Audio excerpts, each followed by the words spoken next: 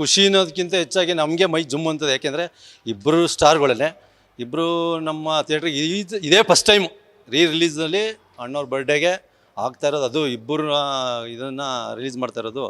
ಗಂಧದ ಗುಡಿ ರಿಲೀಸು ಕೊಟ್ಟಿರೋದು ಇಬ್ಬರದು ಕಟೌಟು. ಅಭಿಮಾನಿಗಳು ಭಾರಿ ಆತುರದಿಂದ ಈ ಸರಿ ಅಂತೂ ಜನ ಎಲ್ಲ ರಿಲೀಸ್ಗೆ ತುಂಬ ನೋಡಬೇಕು ಅಂದ್ಬಿಟ್ಟು ಅವರೇ ಆತುರ ಪಟ್ಕೊಂಡು ಆತುರದಿಂದ ಎರಡು ಕಡೆನೂ ಅವ್ರದ್ದು ಅಣ್ಣವ್ರ ಕಡೆ ಇಬ್ಬರದು ಅಷ್ಟೇ, ವಿಷ್ಣುವರ್ಧನ್ ಸರ್ದು ಮತ್ತು ರಾಜ್ಕುಮಾರ್ ಸರ್ ಅಣ್ಣನವ್ರದ್ದು ಇಬ್ಬರದು ಕಟೌಟ್ ಮಾಡಿ ಅವರೇನೇ ಅಭಿಮಾನಿಗಳು ಇವರು ರಿಲೀಸ್ ಮಾಡ್ತಾ ಇರೋದು ತುಂಬ ಖುಷಿ ಆಗ್ತಾಯಿದೆ. ಅಭಿಮಾನಿಗಳೆಲ್ಲ ಬಂದು ಅವತ್ತು ಒಂದು ದಿವಸ ಬರ್ಡೇ ಜಾಸ್ತಿ ಇರೋದ್ರಿಂದ 24ಕ್ಕೆ ಬರ್ಡೇ ಇರೋದ್ರಿಂದ ಅಣ್ಣವ್ರ ಬರ್ಡೇ ಇರೋದ್ರಿಂದ ಎಲ್ಲ ಫುಲ್ಲು ಟಿಕೆಟ್ನ ಆಲ್ ಶೋ ಫುಲ್ ಮಾಡಬೇಕು ಅಂತ ಆತುರ ಪಡ್ತಾಯಿದ್ದಾರೆ. ಆಗ ಇಲ್ಲ ಆ ಟೈಮಲ್ಲಿ ಇರಲಿಲ್ಲ ರಿಲೀಸ್. ನಾವು ಸಾಮಾನ್ಯವಾಗಿ ಇನ್ನೂ ಬಂದೇ ಇಲ್ಲ ನಾವು ಆಗ. ಆದರೆ ನಾವು ಅದ್ರ ಬಗ್ಗೆ ಹೇಳ್ಕೊಳ್ಳೋಕ್ಕೆ ನಾವು ಟಿ ವಿನಲ್ಲಿ ನೋಡಿದ್ದೆ ಹೊತ್ತು ಇನ್ನೂ ಎಲ್ಲ ಥಿಯೇಟ್ರುಗಳಲ್ಲೆಲ್ಲ ನೋಡೇ ಇಲ್ಲ ನಾವು ಆಗ. ಈಗ ನೋಡ್ಬೋದು, ನಾವು ನೋಡೋಕ್ಕೆ ಇಷ್ಟಪಡ್ತಾ ಇದ್ದೀವಿ.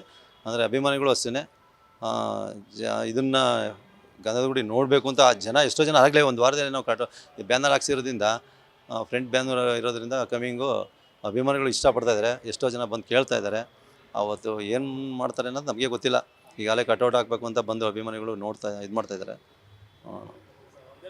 ಒಂದೊಳ್ಳೆ ಬೆಳವಣಿಗೆ ಅಂತ ಅನ್ಸುತ್ತೆ. ಯಾಕಂದರೆ ಈಗ ಒಳ್ಳೆ ಸಿನಿಮಾಗಳು ಸಿಗ್ತಾ ಇಲ್ಲ ಅನ್ನೋ ಮಧ್ಯದಲ್ಲಿ ಅಪ್ಪು ಅವರ ಒಂದಷ್ಟು ಸಿನಿಮಾಗಳನ್ನ ರಿಲೀಸ್ ಮಾಡಿದ್ರು, ಒಳ್ಳೆ ಕಲೆಕ್ಷನ್ ಆಯಿತು, ಜನ ಇಷ್ಟಪಟ್ಟರು. ಮತ್ತೆ ಅಣ್ಣವರು ಒಂದಷ್ಟು ಸಿನಿಮಾಗಳು ರಿಲೀಸ್ ಆಗ್ತಿರೋದ್ರಿಂದ ಹಳೆ ದಿನಗಳಿಗೆ ಜನ ವಾಪಸ್ ಹೋಗ್ತಾ ಇದ್ದಾರೆ. ಈ ಥರ ಸಿನಿಮಾಗಳು ಬೇಕು ಅಂತ ಕೇಳ್ತಾ ಇದ್ದಾರೆ. ಸಾಮಾನ್ಯವಾಗಿ ಏನಕ್ಕೆ ಅಂತಂದರೆ ಇವಾಗ ನೋಡಿ ಸ್ಟೋರಿ, ಅವಾಗಿನ ಸ್ಟೋರಿ ಅವರು ರಾಜ್ಕುಮಾರ್ ಸರ್ ಆಗಲಿ ವಿಷ್ಣುವರ್ಧನ್ ಆಗಲಿ ಏನೇ ಅಂದ್ರೂ ಅವಾಗ ಅವ್ರ ಫಿಲಮ್ಗಳು ನೋಡೋಕ್ಕೆ ಒಂದು ಇದು ಸ್ಟೋರಿ ಚೆನ್ನಾಗಿರ್ತಿತ್ತು. ಇವಾಗಿನ ನೋಡೋರು ಯಾರೂ ಇಷ್ಟಪಡಲ್ಲ ನೋಡಿ. ಈಗ ಹಳೆ ಹುಡುಗರು ಹಳಬರು ನಮ್ಮ ತಂದೆ ಕಾಲದಂಥವರೆಲ್ಲ ಇವಾಗಲೂ ನೋಡಬೇಕು ಅಂತ ಇಷ್ಟಪಡ್ತಾರೆ.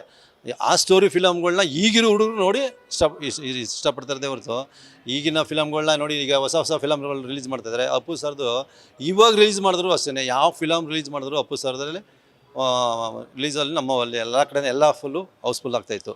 ಈಗ 2-3 ಫಿಲಮ್ ರಿಲೀಸ್ ಮಾಡಿದ್ವಿ, ರಿಲೀಸ್ ಮಾಡಿದ್ವಿ. 2-3 ರಿಲೀಸೂ ಈಗ ಆನ್ಲೈನ್ ಬಿಟ್ಟರೆ ಸಾಕು, ಬಿಟ್ಟು ಅರ್ಧ ಗಂಟೆಗೆ ಹೌಸ್ಫುಲ್ ಆಗ್ತಾಯಿತ್ತು. ಆ ಥರ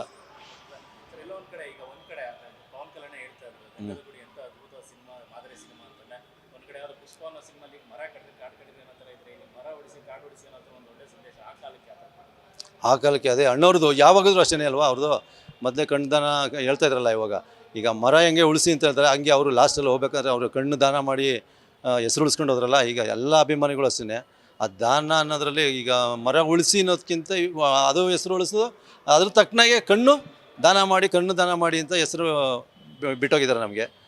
ಈಗ ಜನ ಎಲ್ಲ ಅದನ್ನೇ ಅಂದ್ಕೊಂಡಿರೋದು. ಇವಾಗಿನ ಜನ್ರೇಷನ್ಗೆ ಮಾತ್ರ ಈ ಫಿಲಮ್ ನೋಡಿದ್ರೆ ಜನ ಅದೇ ಅನ್ಕೊತಾರೆ. ಅಣ್ಣವ್ರ ಫಿಲಮ್ ನಾವು ರಿಲೀಸ್ ಇದೇ ಫಸ್ಟ್ ಮಾಡ್ತಾ ಇರೋದು. ಅಪ್ಪು ಸರ್ದು ಒಂದು 2-3 ಪಿಕ್ಚರ್ ಮಾಡಿದ್ವಿ, ಆದರೆ ಈಗ ಅಣ್ಣವ್ರ ಫಿಲಮ್ ಇದೇ ಫಸ್ಟು. ವಿಷ್ಣುವರ್ಧನ್ ಸರ್ ಆಗಲಿ ಮತ್ತು ಇವ್ರದ್ದೇ ಆಗಲಿ ರಾಜ್ಕುಮಾರ್ ಸರ್ ಆಗಲಿ ಆತುರ ಪಡ್ತಾ ಇದ್ದಾರೆ. ನೋಡೋಣ ಅವತ್ತೊಂದು ದಿವಸ ಏನಾಗುತ್ತೆ ಅಂತ. ನಾವು ಇದೇ ಫಸ್ಟ್ ಟೈಮ್ ಇದು ಮಾಡ್ತಾ ಇರೋದು, ರಿಲೀಸ್ ಮಾಡ್ತಾ ಇರೋದು. ಹೌದು. ಅಯ್ಯೋ ಅವಾಗ ನಾವು ನೋಡಿ ಸರ್, ನಾವು ಥಿಯೇಟ್ರಲ್ಲಂತೂ ನೋಡೋಕೆ ಹೋಗಿರಲಿಲ್ಲ. ಟಿ ವಿಲಿ ನೋಡೇ ನಾವು ಅಷ್ಟೊಂದು ಇದಾಗ್ತಾಯಿತ್ತು, ನಮ್ಮ ಮೈ ಜುಮ್ ಅಂತಾಯಿತು. ಇವಾಗಂತೂ ಈಗ ಥಿಯೇಟ್ರಲ್ಲಿ ನೋಡ್ತಾ ಇದ್ದೀವಿ.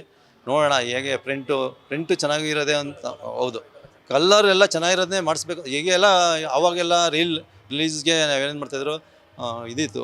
ಇವಾಗೆಲ್ಲ ಪೆನ್ಡ್ರೈವ್ ಇರೋದ್ರಿಂದ ಏನು ಕಾಯುವಂಗೆ ಇಲ್ಲ.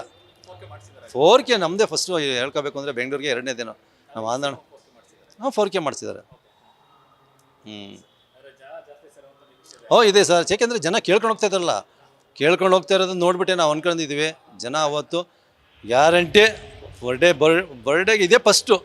ಅಣ್ಣವ್ರ ಬರ್ಡೇನ ಇವತ್ತಿನವರೆಗೂ ಇಷ್ಟು ವರ್ಷ ಆಯಿತು, ಸುಮಾರು ರಿಲೀಸ್ ಮಾಡಬೇಕು ಅಂದ್ಕೊಂಡು ಎಷ್ಟೋ ಜನ ಅಂತ ಇದ್ರು, ಮಾಡಿರಲಿಲ್ಲ. ಅಂದರೆ ನಮ್ಮ ಥಿಯೇಟ್ರಿಗೆ ಈ ಥರ ಹಾಕಿದ್ದು ಇದೇ ಫಸ್ಟು ಅಂತ ಅಂದ್ಕೊಂಡಿದ್ದೀನಿ.